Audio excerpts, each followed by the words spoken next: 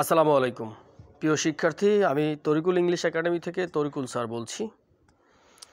I hope you are fit and fine and you are practising spoken English every single day. I am fit and fine by the grace of almighty Allah.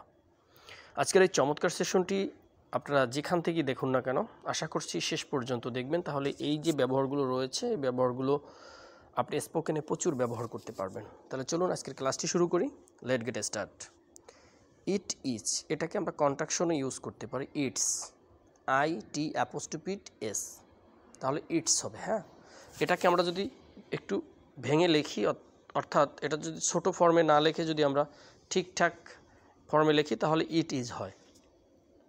It is bad to do, এটা করা ঠিক না। It is, এটা bad, ঠিক আছে। To do, to do মানে করা, আর ঠিক না মানে এটাকে ব্যাড অর্থে প্রকাশ করা হচ্ছে। ব্যাড অর্থ খারাপ, আমরা জানি, এটা ঠিক। টু ডু, এটা ঠিক না, ঠিক আছে। আশা করছি বুঝতে পেরেছেন। ঠিক সেম ব্যবহারটা আপনি জাস্ট ভার্বের প্রেজেন্ট ফর্মটা বসিয়ে দেবেন, আর বাকি it is bad to, it is bad টুর পরে ভার্বের প্রেজেন্ট ফর্ম বসাবেন। সহজ কথা। It is bad to eat, এটা খাওয়া ঠিক না।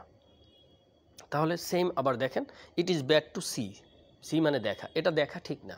তাহলে আমরা কি বলছি, ইট ইজ ব্যাড টুর পরে শুধু ভার্বের প্রেজেন্ট ফর্মটা বসিয়ে দেবেন, অর্থাৎ ভি অন, ঠিক আছে। তাহলে সেন্টেন্স মেক হয়ে যাবে। ইট ইজ ব্যাড টু ট্রাভেল, ভ্রমণ করা ঠিক না। ট্রাভেল মানে ভ্রমণ করা। হ্যাঁ।